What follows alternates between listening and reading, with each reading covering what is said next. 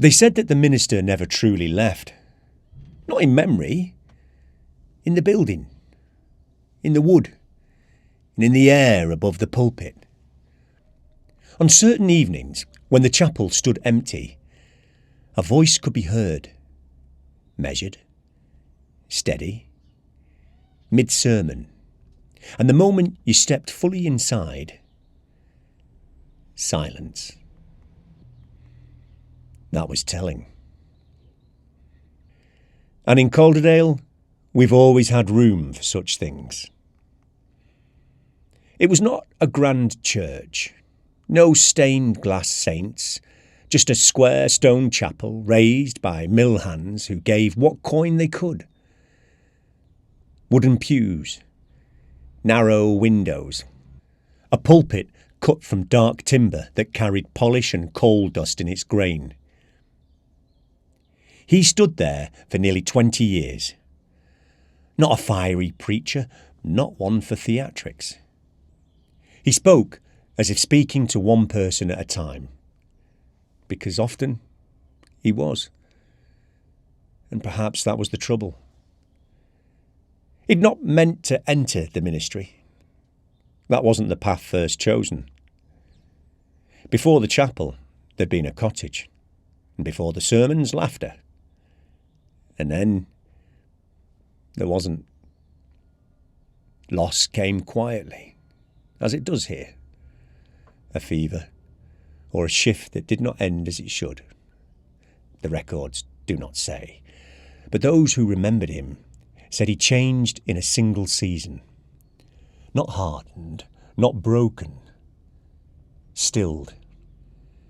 Faith did not make him burn, it gave him something to stand inside. And so he stood, at bedsides, in rain, by graves, between arguing men, behind that pulpit every Sunday without fail. He'd not missed one in 20 years. The day he faltered was not dramatic. No lightning, no cry. It was just a pause, mid-sentence. His hand resting on the edge of the pulpit, and a breath that did not quite return. He smiled, as if apologising for the inconvenience of a failing body. And he sat down. He did not finish the sermon. He did not preach again. And he died within weeks. The first Sunday without him felt wrong. The new man stood where he had stood. He spoke words in a different rhythm.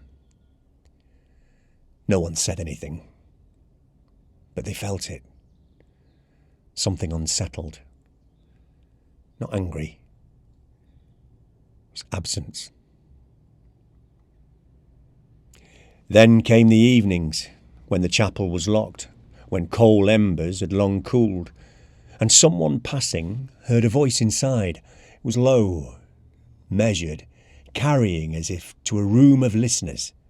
A sentence, rising. Then, as the door opened, nothing. Only dust in the air, stillness on the pews.